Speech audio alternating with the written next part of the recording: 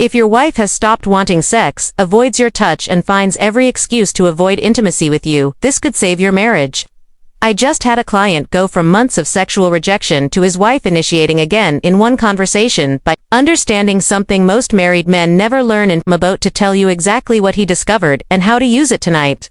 I'm Dr. Marcus Lane, and from here on out, I'm going to be your very own personal wing girl every week. It is my job to give you the no BS insider info about what women really want versus what they say they want, plus the most effective methods to win over any woman you like, and more importantly to keep the woman you've already won. So let me paint you a picture of what's actually happening in your marriage right now. You want to have sex with your wife, so you try to initiate. Maybe you start kissing her, you're touching her, or just straight up ask if she's in the mood. Some guys just go tap tap, but she says no, I'm tired, I have a headache, not tonight honey, and you feel rejected. Maybe you get a little disappointed, you pull away, you pull back, maybe you get frustrated, but you don't really talk about it. A few days later, you try again, same thing happens, she's not interested, and this cycle repeats over and over and over. What's really happening is she's genuinely not feeling it sexually, and that is completely normal. Women's desire works differently than men's. It ebbs and flows based on stress hormones, emotional connection, and dozens of other factors. But here's where the real problem starts for you. Instead of acknowledging what's happening and checking in with her, you just keep trying without saying anything. You're treating her lack of sexual interest like it's not worth discussing, like it's something to ignore and hope it goes away, and that sends her a very clear message. You don't see her, you don't care what's going on with her, you only care about having sex. I know this is not true, but that's the message we receive. Think about it this way. If your wife stopped eating dinner for several nights in a row, would you just keep putting food in front of her hoping she'd eventually eat, or would you sit down and say, hey, it's been a few nights now, and you haven't wanted to eat? That makes me really worried about you. Is something going on? I'm here to talk about it if you want to. That's what makes someone feel seen and cared for, when you notice changes in their behavior, and you show genuine concern for their well-being. But when it comes to sex, most men do the opposite because it's awkward. They notice she's not interested, but instead of checking in with curiosity, they just keep pursuing, or they stop altogether. The message this sends to your wife is devastating. She thinks he doesn't care about why I'm not in the mood, or he's not interested in what's going on with me emotionally. She may feel her feelings don't matter as much as his sexual needs, or that he sees her as a sexual object instead of a person with feelings. The more you brush this under the rug and ignore her emotional state, the less safe she feels with you. She starts to realize you're not really her partner in the deeper sense. You're not someone she can count on to notice when she's struggling or to care about her inner world. When a woman doesn't feel emotionally safe with you, when she doesn't feel seen or understood by you, she cannot and will not want to be physically intimate with you. Intimacy requires vulnerability, and vulnerability requires safety. Every time you initiate without acknowledging the pattern, you're proving to her that you're not paying attention to her emotional state. You don't care enough to have difficult conversations. Your sexual needs matter more than her emotional needs. The real issue isn't her lack of desire. It's that your response to her lack of desire is showing her you don't truly see her as a whole person. When a woman doesn't feel seen and understood by her husband, she disconnects not just sexually but emotionally, and that disconnection makes sexual desire nearly impossible. She's not just avoiding sex, she's protecting herself from feeling unseen and uncared for by the person who's supposed to know her best. But here's the amazing news: you can fix this. My client did it with one conversation, and I'm going to tell you exactly how and what he said. Step 1. Remove all sexual pressure for the next 2 to 4 weeks minimum. You will not initiate any sexual contact. This is about creating space for her to reconnect with her own desire without feeling pressured, without feeling like intimacy is a chore or obligation or performance. Your job is to create a safe emotional space where she can start exploring her own desires freely and without fear of disappointing you. Step to have the conversation. This is the exact conversation my client had with his wife. Honey, I need to talk to you about something really important. I've realized that I might have been putting pressure on you around sex without meaning to, and I want to understand what's really going on for you.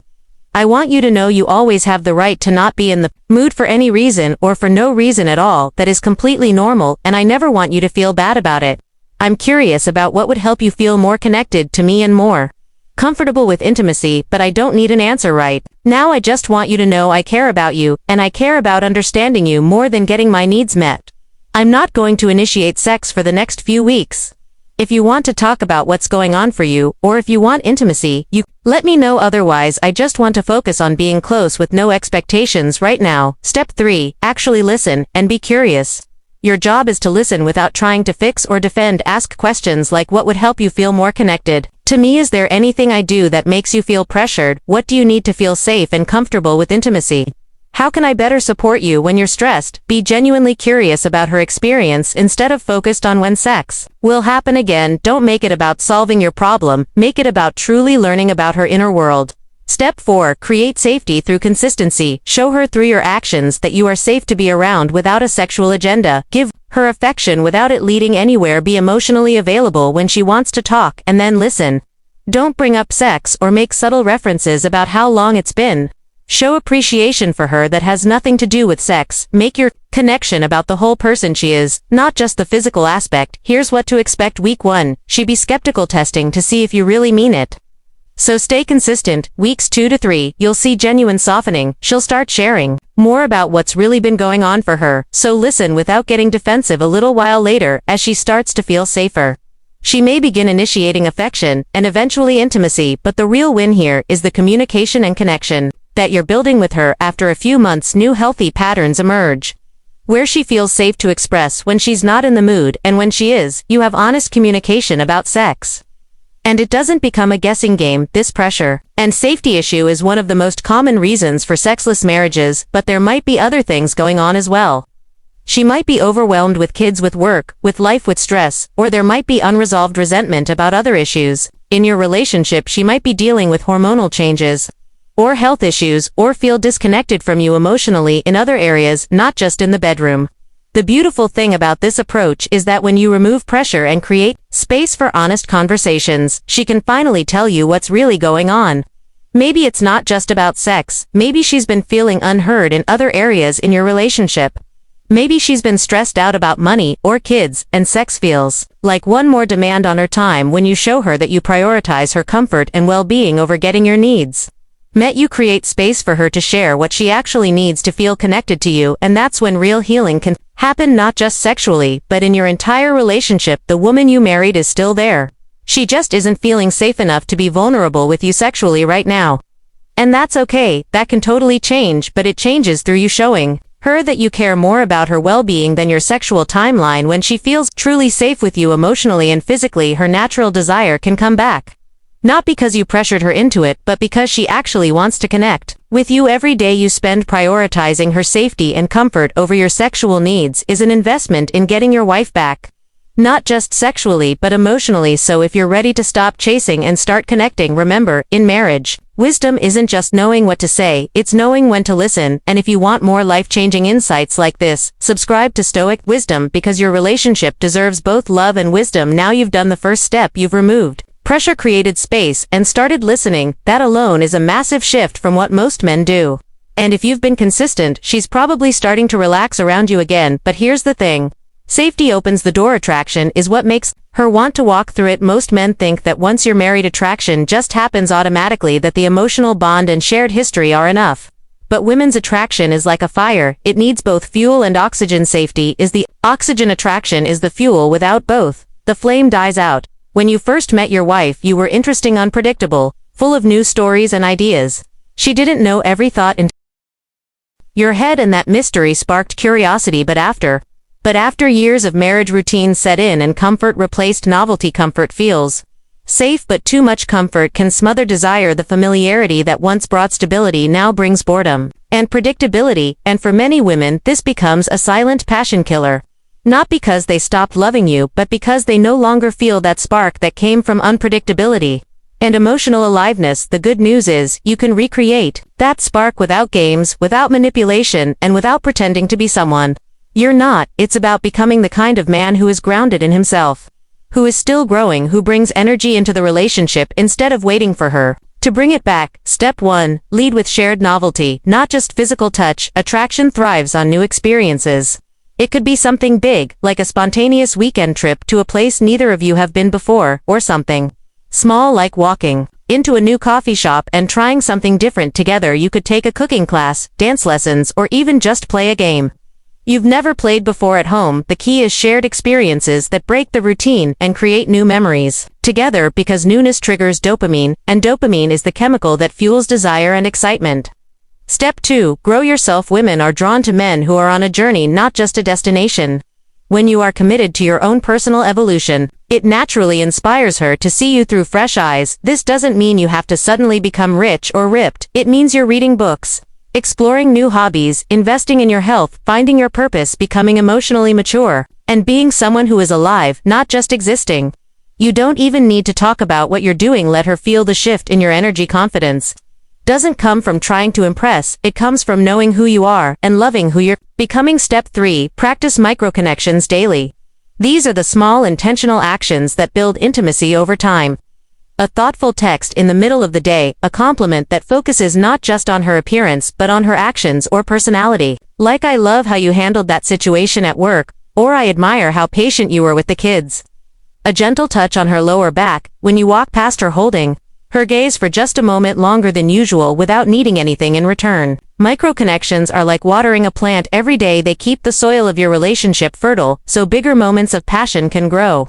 Step 4. Keep affection separate from sex. This is one of the most misunderstood principles by married men. They often think, if I want more sex, I should give her more affection, but what's really happening is they're giving affection that feels transactional.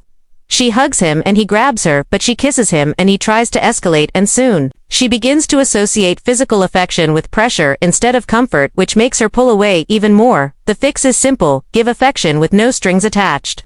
Touch her, not to get something, but just to connect. Hug her in the kitchen, then walk away. Cuddle without it being a prelude to anything. Kiss her forehead just because. When she starts to feel that your touch is safe and unconditional, that's when she becomes open to deeper intimacy. Again, step 5. Respect her pace, but stay intentional. This is not about passively waiting for her to magically desire you again. This is about taking daily intentional action to rebuild the emotional bond and reawaken curiosity. You're not waiting, you're leading with presence, leading with consistency, leading with the kind of energy that makes her feel safe, seen, and subtly drawn to you again. Now, a warning. A common trap is short-term effort with long-term expectations. Some men will try this approach for a week, maybe 2, and when nothing changes immediately, they give up. They get frustrated and say, "See, nothing works, she just doesn't want me anymore." But this is like watering a dry plant and expecting flowers overnight. Emotional connection and desire take time to rebuild, especially if trust or safety has been compromised. What you're doing here is planting seeds, and those seeds need time and consistency to grow. If you stay patient and present, the changes you'll see can be dramatic. Here's what it looked like for one of my clients after 3 weeks of removing pressure, creating small moments of connection, and asking questions. Instead of pushing for answers, his wife, who hadn't initiated affection in months, began sitting next to him on the couch again. By week 5, she was initiating light touches and laughing more often. By week 8, she turned to him and said, "I feel like we're dating again. I forgot how good this feels." And no, it wasn't a magic trick, it wasn't a manipulation, it was consistent intentional presence with no demand, no pressure, no resentment, just grounded emotional leadership from a man who decided to stop waiting and start growing. Because the truth is, sexual disconnection in marriage is rarely about the sex itself. It's about feeling emotionally alone, feeling like your needs are not understood or valued, and over time that creates emotional shutdown. But when a woman feels seen, valued, and emotionally safe, when she feels like you're showing up not just as her husband, but as her partner, her teammate, her mirror, her lover, her friend, that's when desire begins to return, not because you begged for it, but because you became the man she naturally feels drawn to again. So here's your roadmap: remove sexual pressure completely and create emotional safety. Step into open-hearted conversations without expectation. Build shared novelty that triggers new emotional experiences. Grow yourself with purpose so you radiate confident energy. Add daily microconnections that build warmth without pressure. Give affection for the sake of love, not leverage. Stay intentional, consistent, and patient, because real change takes time. This is not about getting more sex. This is about building a relationship where intimacy is natural because emotional connection is thriving, where communication is honest, where laughter returns, where she feels not just chosen but cherished. The spark you think is lost is not gone. It's buried under years of stress, routine, silence, and unspoken fears. Remove the weight of expectations, fan the flames of curiosity and excitement again. And most of all, become the man who doesn't need sex to feel connected, but who creates a connection so deep that sex becomes a natural expression of it. And remember, in marriage, wisdom isn't just about knowing what to say, it's about knowing when to listen, when to lead, and when to stop chasing and start truly showing up as the version of yourself you promised her on your wedding day. If you want more strategies to reignite passion, deepen connection, and create a relationship that can weather anything, subscribe. Dark Facts 2.0